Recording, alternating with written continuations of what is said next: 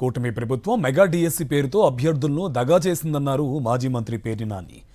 ఆన్లైన్లో పోటకో లిస్టు పెడుతూ అభ్యర్థుల వివరాలు మార్చేస్తున్నారని విమర్శించారు. డిఎస్సి విధి విధానాలు నారా లోకేష్కు తప్ప రాష్ట్రంలో ఎవరికీ అర్థం కావని మండిపడ్డారు. అవకతవకలు జరగకపోతే మెరిట్ లిస్ట్ ఎందుకు విడుదల చేయలేదని ప్రశ్నించారు పేర్ని నాని. మెగా డిఎస్సి అలా దగా డిఎస్సి అని వాళ్ళ ప్రజలకు అర్థమయ్యే పరిస్థితికి వచ్చేసింది. అంతా గుట్టు. ఈ ప్రభుత్వంలో అన్నీ పారదర్శకం అని చెప్తారు, అంతా గుట్టే. ఈ డిఎస్సిలో ఒక్కటంటే ఒక్కటి కూడా ఆఖరికి సాంప్రదాయబద్ధంగా వస్తున్నటువంటి టీచర్ రిక్రూట్మెంట్లో ఉన్నటువంటి డిఎస్సి ఏ జిల్లాకు ఆ జిల్లా కలెక్టర్ కార్యాలయంలో వారి పేర్లు, వారి మార్కులు, వారి ర్యాంకుతో సహా లిస్టులు కట్టాల్సినటువంటి సాంప్రదాయం ఉంటే, బాధ్యత ఉంటే ఎక్కడ ఏ జిల్లా కలెక్టరేట్లో కూడా ఎక్కడా కూడా మెరిట్ లిస్ట్ ఇంతవరకు కట్టనటువంటి పరిస్థితి. కట్టకుండా బొంకుతున్నారు. ఆన్లైన్లో పెట్టాం చూసుకోండి, ఆన్లైన్లో పెట్టామంటారు. ఆన్లైన్లో పెట్టాం చూసుకోండి అన్న తేప ప్రతిసారి ఆ లిస్టు మారిపోతూ ఉంటుంది. ఇప్పటికి 3 రకాల లిస్టులు పెట్టారని చెప్పని డిఎస్సి రాసిన అభ్యర్థులు చెప్తున్నారు.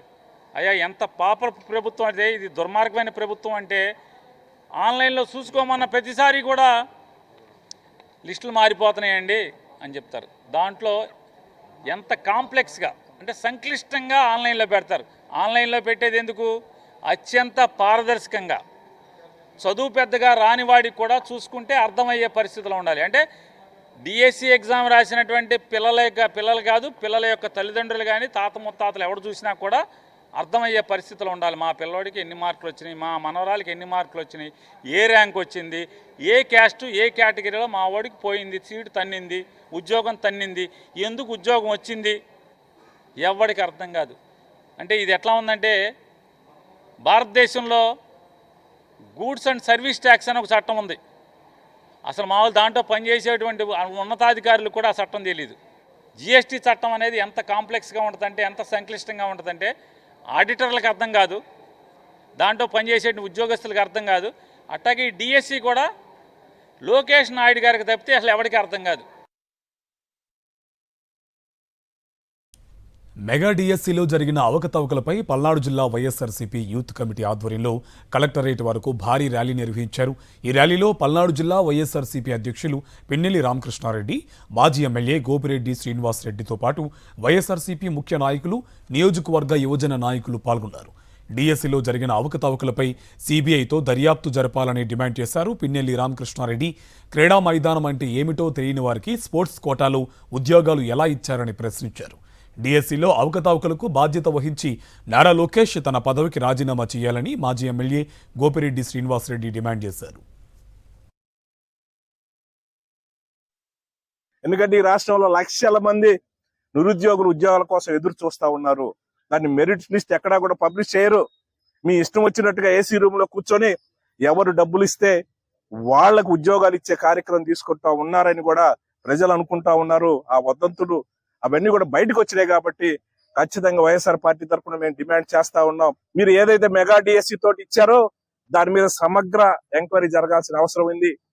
దాని మీద సిబిఐ ద్వారా ఎంక్వైరీ చేయాల్సిన అవసరం ఎంతైనా ఉంది. లేకపోతే సిట్టింగ్ జడ్జి చేత కూడా, రిటైర్డ్ సిట్టింగ్ జడ్జి చేత కూడా ఖచ్చితంగా ఈ విషయం నిగ్గు తేయాల్సిన అవసరం ఈ కూటమి ప్రభుత్వం ఉంది. దీన్ని మీరేదో మాయ మాటలతోటి, తప్పుడు ప్రచారాలతోటి దాటేసుకుంటూ పోతే ఈ రాష్ట్రంలో ఉండే నిరుద్యోగులు మిమ్మల్ని క్షమించరు. వారం రోజుల ముందు మెరిట్ లిస్ట్ ఇచ్చాం. అసలు ఈ మెరిట్ లిస్ట్ లేకుండా ఎందుకు ఉద్యోగాలు ఇచ్చారు, ఎలా ప్రకటించారని చెప్పి ఈ రోజు వైఎస్ఆర్ కాంగ్రెస్ పార్టీ తరఫున అడుగుతా ఉన్నాం. అదేవిధంగా రెండో విషయం, ఈరోజు స్పోర్ట్స్ కోటాలో దాదాపు 420 ఉద్యోగాలు, ఒక్కొక్క ఉద్యోగాన్ని 15 లక్షల చొప్పున అమ్ముకున్న మాట వాస్తవం కాదా? లోకేష్ గారు అడుగుతా ఉన్నాను. ఈరోజు కేంద్ర ప్రకటించిన స్పోర్ట్స్ కోటాలో ఎలిజిబుల్ అయిన శ్రీకాకుళం జిల్లాకి చెందిన వాసులు స్టేట్ గవర్నమెంట్ కోటాలో లేరు. స్టేట్ గవర్నమెంట్ లో ఈరోజు ఎవరైతే ఉద్యోగాలు వచ్చినాయో వాళ్ళు సెంట్రల్ గవర్నమెంట్ స్పోర్ట్స్ కోటాలో లేరు. అంటే ఎవరిది తప్పు? లోకేష్ గారు, మీరు అమ్ముకున్న మాట దీన్ని బట్టి అర్థం కావట్లేదా? సెంట్రల్ గవర్నమెంట్ ఇచ్చిన స్పోర్ట్స్ కోటాలో ఎలిజిబుల్ అయిన వాళ్ళకి మొన్న డిఎస్సిలో ఉద్యోగాలు రాలేదు. మెగా కాదు దగా డిఎస్సి అంటూ వైఎస్ఆర్ జిల్లా కలెక్టరేట్ వద్ద వైఎస్ఆర్సీపీ మహాధర్నా నిర్వహించింది. కూటమి ప్రభుత్వం నిర్వహించిన డిఎస్సి అక్రమాలపై సిబిఐతో విచారణ జరిపించాలని విద్యార్థులు, యువజన విభాగం ముఖ్య నేతలు డిమాండ్ చేశారు. డిఎస్సిలో అక్రమాలకు కారణమైన విద్యాశాఖ మంత్రి నారా లోకేష్ను బర్తరఫ్ చేయాలని డిమాండ్ చేశారు. టీడీపీ కూటమి సర్కారుకు వ్యతిరేకంగా నినాదాలు చేశారు. పేపర్ లీక్ ఏంటంటే డిస్ట్రిక్ట్ సెలక్షన్ కమిటీ ఈ డిఎస్సికి సంబంధించిన వాళ్ళలో ఎవరైతే కంప్యూటర్ ఆపరేటర్ ఉన్నారో అతనే ఎగ్జామ్లో పాల్గొని అతనికే ఫస్ట్ ర్యాంక్ రావడం జరిగింది. సోషల్ స్టడీస్లో ఫస్ట్ ర్యాంక్ వచ్చిన అతనికి వీళ్ళు సీట్ ఇవ్వాల్సిన బాధ్యత వీళ్ళపైన ఉంది, కానీ ఇవ్వలేదు. అంటే అక్కడే మనకు అర్థమవుతుంది ఏమని, పేపర్ లీక్ అయిందని చెప్పి. సరే మెరిట్ లిస్ట్ అన్న ఉందంటే మెరిట్ లిస్ట్ కూడా అక్కడ నుంచి మాయమైంది. డేటా ఉందంటే డేటా మొత్తం డిలీట్ చేసినారు. ఇంకొకటి ఏంటంటే స్పోర్ట్స్ కోటాలో పెద్ద ఎత్తున స్కామ్ జరిగింది. ఒక్కొక్కరి దగ్గర 15 నుంచి 20 లక్షల రూపాయలు వసూలు చేసినట్టు ఆరోపణలు ఉన్నాయి. అలాగనే నిన్నటికి నిన్న ఒక వెయిట్ లిఫ్టింగ్కి సంబంధించిన ఒక ఆమెకు ఉద్యోగం ఇచ్చినారని చెప్పింది. ఆమె సమర్పించిన ఆ సర్టిఫికెట్లో 92, 93, 94 అని 4 రకాలుగా డేట్ ఆఫ్ బర్త్ ఉంది. దీన్ని బట్టి అర్థం చేసుకోవచ్చు ఈ ఇంట్లో ఎంత అవినీతి జరిగిందని.